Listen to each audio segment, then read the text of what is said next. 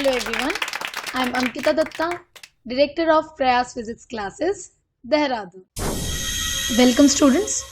In this video, we will be learning to derive an expression for field due to a uniformly charged thin spherical shell. So let us say कि हमारे पास एक thin spherical shell है जिसका radius capital R है and जो charge है वो uniformly distributed है over its surface. Alright, and इसके सरफेस चार्ज डेंसिटी को जो है हम सिग्मा से डिनोट करेंगे.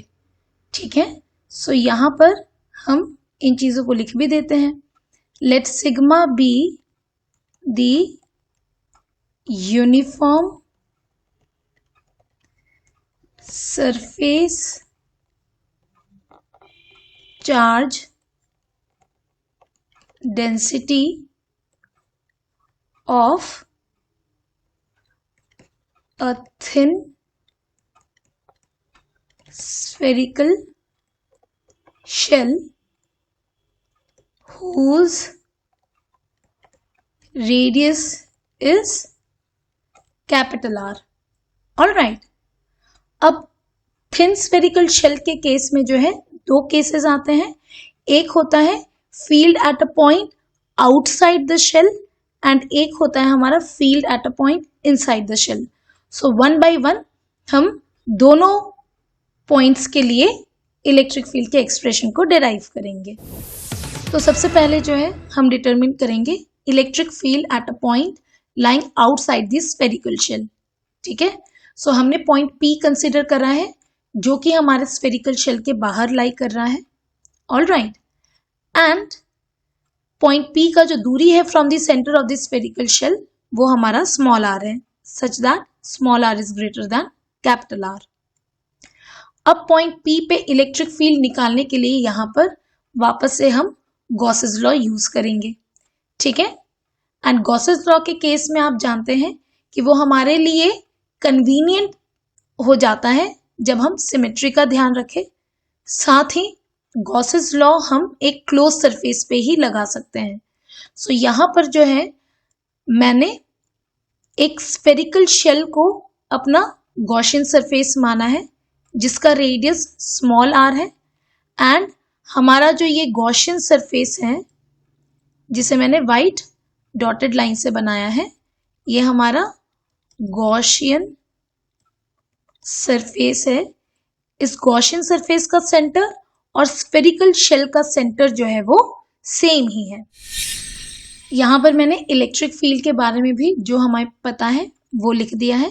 सो स्क्रीन को पॉज करके आप इसे भी नोट कर लीजिए एंड इसके बाद जो है हम कैलकुलेशन की तरफ बढ़ेंगे. सो यूजिंग गॉसेस लॉ यहां पर क्या हो जाएगा हमारा closed integration of E dot ds is equal to charge enclosed by epsilon naught. All right, अब ds वेक्टर क्या हो जाएगा. क्लोज सरफेस के केस में हमारे को पता है कि ds वेक्टर का जो डायरेक्शन है वो होता है हमारा आउटवर्ड नॉर्मल के अलोंग, है ना. तो यहां पर मैंने आपको ds वेक्टर शो कर दिया है एंड हम यहाँ पर क्लियरली देख सकते हैं कि इलेक्ट्रिक फील्ड वेक्टर भी रेडियली आउटवर्ड डायरेक्शन में है, ds वेक्टर भी रेडियली आउटवर्ड डायरेक्शन में है. तो दोनों वेक्टर्स का direction is same and hence angle between E vector and ds vector जो है वो हो जाएगा हमारा 0 डिग्री. तो यहाँ पर E vector dot ds vector हो जाएगा इलेक्ट्रिक फील्ड का मैग्नीट्यूड ds वेक्टर का magnitude into cos of 0 degree which is equal to charge enclosed by epsilon naught. अब इलेक्ट्रिक फील्ड का मैग्नीट्यूड हर पॉइंट पर गॉसियन सरफेस के हर पॉइंट पर इलेक्ट्रिक फील्ड का मैग्नीट्यूड सेम होगा. तो इलेक्ट्रिक फील्ड का मैग्नीट्यूड हमारा इंटीग्रेशन के बाहर आएगा और बचेगा हमारे पास close integration of ds cos 0 degree is 1 and charge enclosed within the Gaussian surface क्या हो जाएगा. ये जो गॉसियन सरफेस है ये पूरे के पूरे स्फेरिकल शेल को अपने अंदर एनक्लोज कर रखा है. तो चार्ज एनक्लोज अगर निकालना है तो वो हो जाएगा हमारा sigma into 4 pi capital R square, है ना। सिग्मा जो है वो हमारा surface charge density of the thin spherical shell है, and 4 pi capital R square जो है वो हमारा इसी थिन स्फेरिकल शेल का सरफेस एरिया है, डिवाइडेड बाय एप्सिलॉन नॉट आ गया हमारा। सो यहाँ पर जो क्लोज इंटीग्रेशन ऑफ ds है, it is over the Gaussian surface. So close integration of ds जो है वो हमें दे देगा the total surface area of the Gaussian surface. So ये फर्दर हो जाएगा हमारा e into 4 pi small R square which is equal to sigma 4 pi capital R square divided by epsilon naught. अब यहाँ पर हमारा 4 पाई कैंसिल हो जाएगा।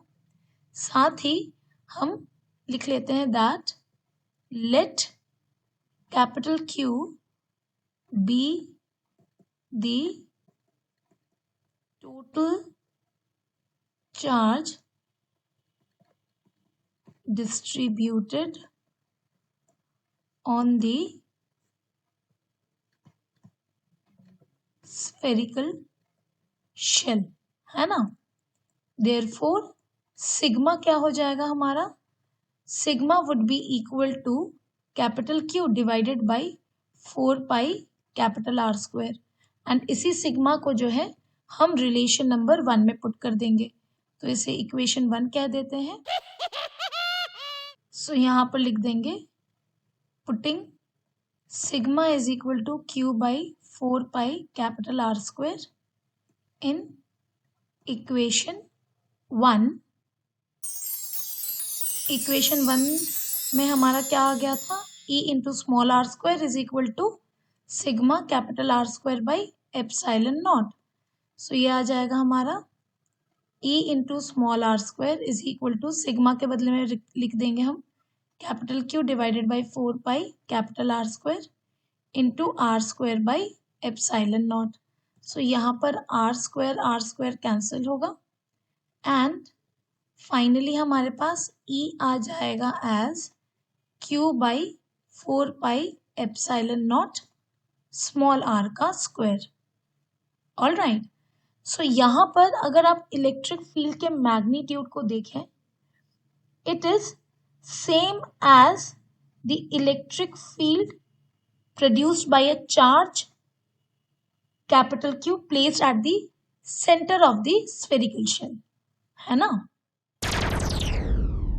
एंड वेक्टोरियली अगर हमारे को लिखना रहे तो इसे लिखेंगे हम as E vector is equal to Q by 4 pi epsilon naught R square R cap, and R cap को हम अब यहाँ पर डिफाइन कर देंगे as where r cap is the unit vector along radially outward direction।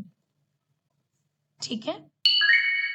साथ ही आप यहाँ पर इस एडिशनल पॉइंट को भी नोट कर सकते हैं कि for points outside the shell जो हमारा फील्ड का एक्सप्रेशन आया है उसे देख करके ऐसा लग रहा है एज इफ कि जो चार्ज हमारा पूरे स्फीयर के सरफेस पे यूनिफॉर्मली डिस्ट्रीब्यूटेड था, सेम मैग्नीट्यूड का चार्ज को अगर हम स्फीयर के सेंटर पर रख दे तो उस पॉइंट चार्ज की वजह से जो हमारा फील्ड आएगा at point P, same magnitude का फील्ड हमारा इस स्फेरिकल शेल की वजह से भी आ रहा है, एंड उसे ही जो है मैंने यहाँ पर लैंग्वेज में लिख दिया है। तो अब जो है हम डिराइव करेंगे field at a point inside the shell. ठीक है।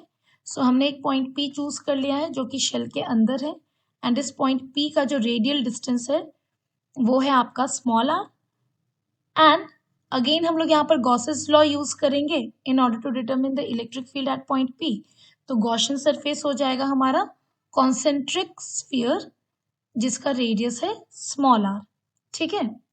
अब जो है जो चीज हमने आपको एक्सप्लेन करा है वो यहाँ पर लैंग्वेज में लिखा हुआ है, आप स्क्रीन को पॉज करके इसे नोट डाउन कर सकते हैं।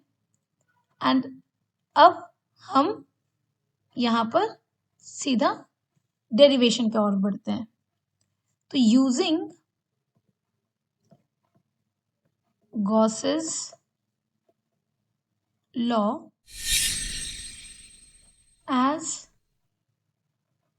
calculated before, क्या आ जाएगा हमारा, E into 4πr² is equal to charge enclosed by epsilon naught.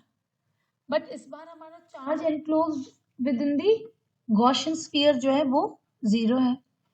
सो यहां पर हम लोग लिख देंगे but here Q enclosed is equal to 0. Therefore, E into 4πr² is equal to 0.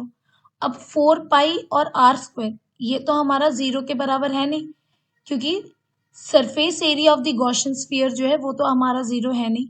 सो मजबूरन यहाँ पर क्या होना पड़ेगा, इलेक्ट्रिक फील्ड का मैग्नीट्यूड जो है वो 0 हो जाएगा, यानी कि field inside the shell is 0। All right, so इस टॉपिक से रिलेटेड बहुत ही कॉमन एक क्वेश्चन पूछा जाता है that plot the variation of electric field versus R in case of thin spherical shell. So ये रहा वो ग्राफ। यहाँ पर हम देख सकते हैं कि इनसाइड द स्फेरिकल शेल हमारा इलेक्ट्रिक फील्ड 0 है, आउटसाइड द स्फेरिकल शेल हमारा इलेक्ट्रिक फील्ड जो है 1/r² के प्रोपोर्शनल है। तो यहाँ पर अकॉर्डिंगली हमने ग्राफ बना दिया है। साथ ही at the surface small r का वैल्यू कैपिटल R हो जाएगा एंड उस वैल्यू को हमने यहाँ पर शो कर दिया है। यहाँ पर जो है हमने 1/4π एप्सिलॉन नॉट को k से रिप्लेस कर दिया है। ऑलराइट, सो आई होप कि आपको ये डेरिवेशन अच्छे से समझ में आया होगा। अगर आपको कहीं पर भी दिक्कत आता है तो please feel free to contact me, I will be very happy to help you. Until then, bye-bye and take care.